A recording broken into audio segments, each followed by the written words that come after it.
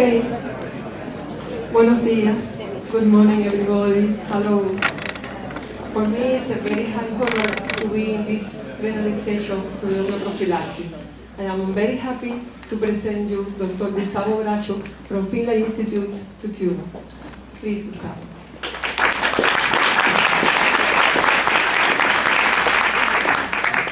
Okay, good morning, everybody. Before I start, I have to be honest with you. I'm really nervous now. So, excuse me any pointer taking or any language disorder. So, because I know there is a lot of expectations, and I will do my best to meet all these expectations. So, and second, I would like to deeply thank to the organizers and to HI for this excellent conference and to bring me the privilege to be here and share my results, our results with you. So we will be talking about homeoprophylaxis and some evidence from the basis research up to practical applications. So, and just for the ones that don't know who we are, so I work in the Finlay Institute, and I have also the honor to be here with the President and General Director of this institute, Dr. Concepcion Campa. And we are an institute that is devoted to research, development, and production of human vaccine for more than 20 years. So, but in fact, there is a question, of course, why we are working on homeopathy, in particular in homeoprophylaxis. But I'm pleased to say that we just a few years ago, we opened our natural division that is devoted to research, development, and production of natural products, including homeopathy. So these are ones of our main projects. We are working with the phytotherapy, acupuncture, and biomagnetism. We are working with diet therapy, with flower therapy, and homeopathy, of course. So there is many topics that are being researching and are being doing under these major projects. So, but of course, being a center that has been that has a large experience in dealing with infectious diseases and by preventing alternative, our main topic, of course, is to bring prophylaxis options. So we have to deal with this.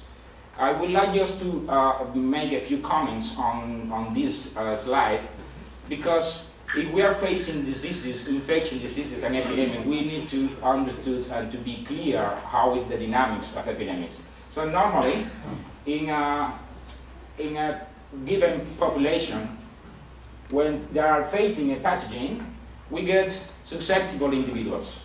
Some of them get sick, and that sick person are entering into the health system. So into the health system, we get a first line treatment and second line specialized treatment. Most of the people could be healing within the first line and are returning to the population. But however, these sick individuals are also a source for pathogens, for mutated pathogens that could enhance the virulence or the infectivity of the disease. So, and unfortunately, most of the time, we will get dead individuals within this an epidemic. So, my point is that normally homeopathy is working on here, on the second line treatment. And our proposal is to move a step forward. So, just to use homeopathy as a first line treatment, just to give us a kind of a screen in front of the epidemic to provide a better healing process for the sick for sick individuals. So of course, this will decrease the possibility of the pathogen to mutate, and this increase the number of individuals that are being incorporated again to the population. However, our biggest objective is to bring oh, sorry, I did something here. Okay.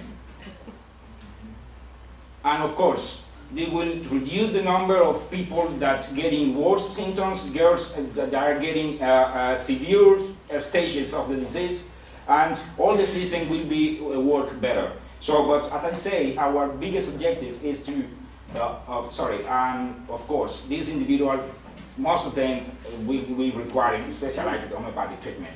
But as I say, under this diagram, our biggest objective is to bring massive homeoprophylaxis because of several advantages that homeopathy has over other conventional alternatives in terms of protection. And what I will say that by using homeoprophylaxis, we will be able to reduce the number of individuals getting sick. And I would like to get clear that we prefer not to talk about inducing protection, but by talking about reducing susceptibility to the disease. So this is a better term that could be more fixed to this concept. So by reducing susceptibility, we will reducing the number of people getting sick, and everything will work even better. So, and I will like to show you some of the data of our studies on leptospirosis, just to bring you the potential of the use of homeoprophylaxis to face epidemics. So, one part of this data is already published in Homeopathy Journal. So I will just give you a brief update of a bit reminding of what was published previously. So leptospirosis is a zoonotic disease. It's a disease from the tropical and subtropical countries. They have an incidence very high.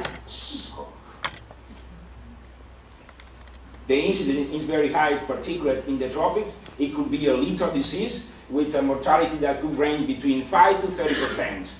It's caused by a bacteria that is mainly transmitted by wild animals, particularly rats. They are living in the forest and they are infected. They are just carrier of the bacteria. They are not getting sick, so it's very difficult to identify that vectors, but they are delivering the bacteria within the urine. And in the urine, the bacteria are not able to survive because of the low pH of the urine. But when the urine is delivered on fluid in the water, then you get a neutral pH, and then the bacteria can survive for several months. So that is why this disease is very closely related to the rain levels. So the more rain you have, the more risk you could get of getting sick from this disease. So, and according to that, this is the average of the weekly incidence of the disease in Cuba from 1919 to 2007. As you can see, there is an increase.